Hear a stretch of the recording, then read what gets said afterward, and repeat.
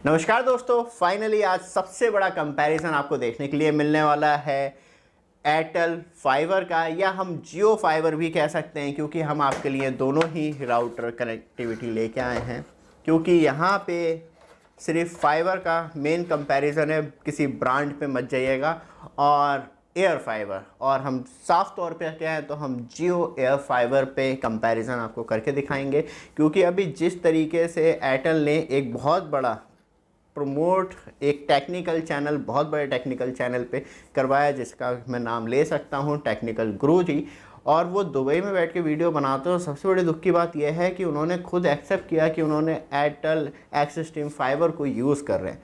लेकिन इतना बड़ा झूठ नहीं बोलना चाहिए, क्योंकि तब आप फाइबर की कनेक्टिविटी, पूरा कनेक्टिविटी नहीं दिखा सकते, तो आपको वीडियो नहीं बनाना चाहिए। या पूरा एक प्रॉपर आउटलेट से लेके इनलेट तक, मतलब बाहर से लेके घर के अंदर तक फाइबर कनेक्टिविटी पे एक फाइबर में वीडियो बनाते, तब वहाँ पे समझ में आता। उस वजह से मुझे पूरी वीडियो भी देखनी पड़ी। लेकिन यहाँ पे बात आती है, क्या हमें फाइबर कनेक्टिविटी बहुत ज़्यादा अच्छी मिलती है एयर फाइबर कनेक्टिविटी के मुकाबले? क्योंकि एयर फाइबर जो है वो, जैसे कि जियो एयर फाइबर की बात करें तो वो जियो ट्रू 5G नेटवर्क पे वर्क करता है, जिसके द्वारा आपको हाई स्पीड कनेक्टिविटी देखने के लिए मिलती है। फाइबर के साथ दिक्कत क्या है? क्योंकि वो सिर्फ राउटर लाए थे, हम फाइबर भी साथ में ले आए हैं। तो यहाँ पे दो तरीके की फाइबर मिलती है। तो यहाँ पे हम बात करें तो ये आपको मेन फाइबर देखने के लिए मिल जाती है, और ये इतनी बड़ी फाइबर, मतलब ये 30-35 मीटर मेरे पास फाइबर है। क्यों पड़ी है? क्योंकि ये बीच में से खिंच गई थी।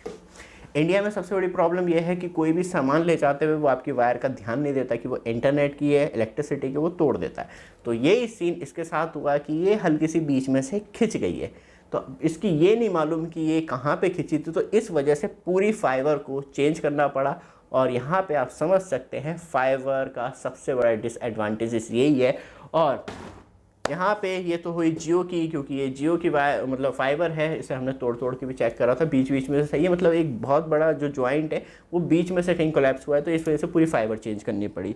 यहाँ पे बात करें तो ये हमें एयरटेल की देखने के लिए मिलती है। एयरटेल की फाइबर सबसे ज़्यादा मैं कहूँगा कि वैसे तो बहुत मोटा प्लास्टिक आउटर देखने के लिए मिलता है, लेकिन ये मेन स्ट्रीम में भी यही फाइबर यूज़ करते हैं। वहाँ पर बात अलग है कि वो 8 कोर की यूज़ करते हो, 12 कोर की यूज़ करते हो, 16 कोर की यूज़ करते हो, लेकिन इतनी ही मोटी यूज़ करते हैं। और आप रियलिटी एक बहुत बड़ा एग्जांपल देखना चाहते हैं तो ये मेरे घर का पोल है, जहाँ से मैं एयरटेल की एक्स स्ट्रीम फाइबर कनेक्टिविटी ले रहा था।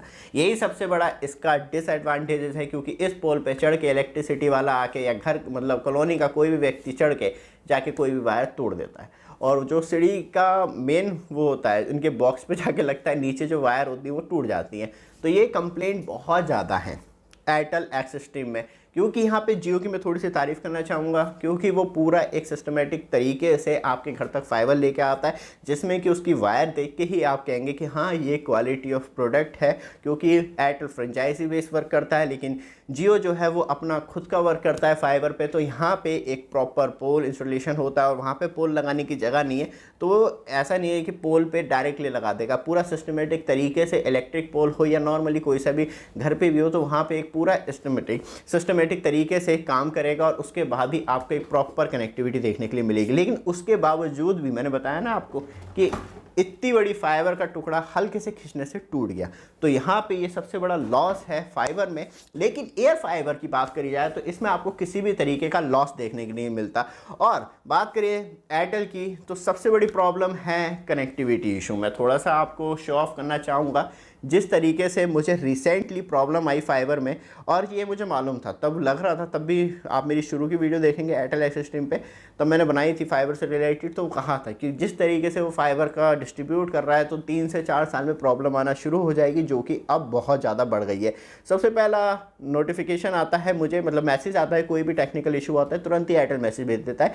तो यहाँ पे टेक्निकल इशू है, डिस्टर्बेंस है कि आपका इंटरनेट एक्सेस नहीं करेगा। ये 8 जनवरी 2024 रात के 1 बजे आता है। फिर अगले दिन इसे एक्सटेंड कर दिया जाता है कि लमसम आपके 8 जनवरी 2023 को 12 बजे तक ये आप एक्सेस नहीं कर पाएंगे। अब बात आती है कि मुझे इंटरनेट पे काम करना हो, मैं इंटरनेट एक्सेस नहीं कर सकता। दूसरा मैसेज आता है मुझे, इसके बीच में सबसे बड़ी बात यह है ड्रॉपनेस। आज की वीडियो देख के बहुत ज़्यादा लोग समझ जाएंगे एक्चुअली ड्रॉपनेस क्या होती है।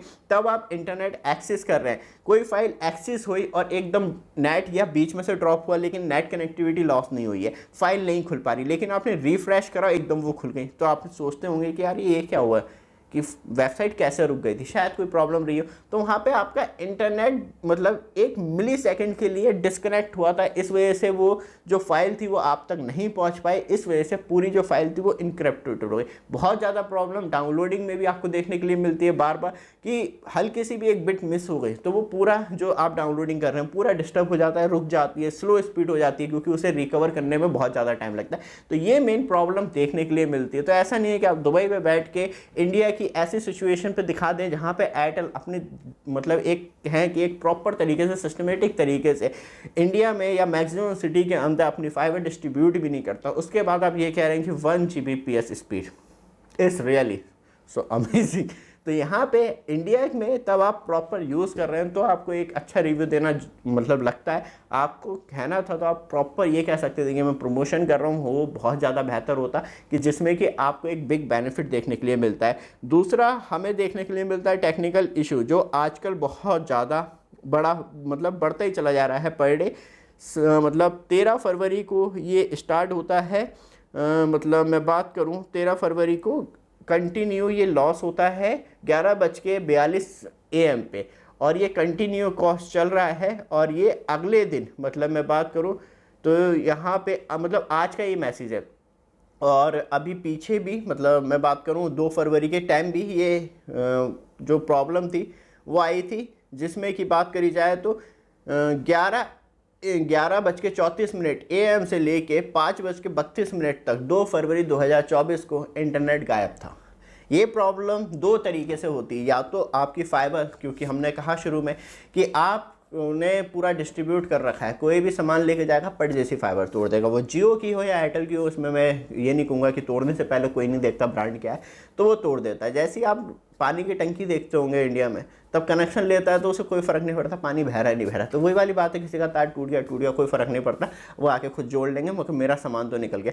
तो यही प्रॉब्लम है, आप पोल के नीचे इतना नीचे वायर लगा देते हैं जिसकी वजह से ये उलझट्टा आपको देखने के लिए मिलता है। वापस आते हैं एयर फाइबर में, क्योंकि एयर फाइबर पर आपको सबसे अच्छी चीज़ ये है कि ये पूरी तरीके से वायरलेस सिस्टम है। तब आपकी सिटी का टावर ही डिस्कनेक्ट हो जाए या मतलब बात करी जाए तो कनेक्टिविटी फेल हो जाए, और उसमें भी कोई प्रॉब्लम की बात नहीं है, क्योंकि तब एक टावर ऑफ होगा, ऐसा नहीं है कि आपकी पूरी सिटी के टावर बंद होगा, तो बहुत हाई अलर्ट होता है उस पर, तो तुरंत ही एक्शन ले लिया जाता है। लेकिन आपके नियरेस्ट मतलब मैं बात करूं तो 1 से 2 किलोमीटर की रेंज में 3-4 टावर आपको देखने के लिए मिल जाते हैं, तो वहाँ पे एक टावर स्विच ऑफ भी होता है, कोई फाइबर टूट जाती है, वैसे तो अंडरग्राउंड ऑलरेडी 3 से 4 मीटर वो डालते हैं, तो वहाँ पे इतना बड़ा इशू नहीं आता। बहुत ही ज़्यादा रेयर कंडीशन में कुछ होता है, फाइबर टूटती है, तो वो तुरंत ही जो आउटडोर यूनिट लगी होती है ये वाली, वो अलग कनेक्टिविटी ले लेती है, जिससे कि जो आपकी मतलब इंटरनेट एक्सपीरियंस है वो कंटिन्यू। मैं खुद अराउंड में बात करूं तो 2 महीने मुझे यूज़ करते हुए हो गए हैं, और 1.5 महीने में रियल यूज़ कर रहा हूं, जिसमें कि मैंने